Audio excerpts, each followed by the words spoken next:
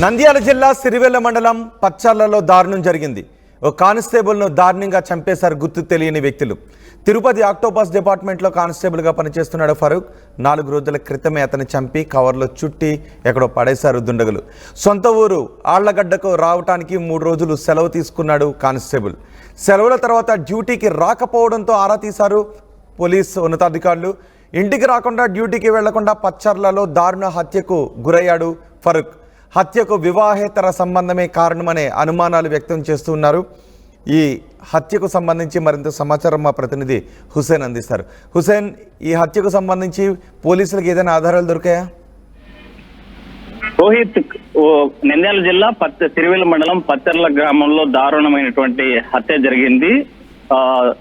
Octopus police department లో పనిచేస్తున్నటువంటి ఫరూక్ అనేటువంటి కానిస్టేబుల్ పచ్చర్ల దారుణ హత్యకు గురయ్యాడు. దీనికి ప్రధానమైనటువంటి కారణము వివాహేతర సంబంధం అనే ప్రాథమికంగా పోలీసులు అంచనాకు వచ్చినట్టు మనకు తెలిసింది. ఇతను సొంత గ్రామము ఆళ్లగడ్డ మండలం పెద్ద కందుకూరు సంబంధించినటువంటి గ్రామానికి చెందినటువంటి వ్యక్తి. అయితే మంగళగిరి హెడ్ పోస్ట్ ఆఫీస్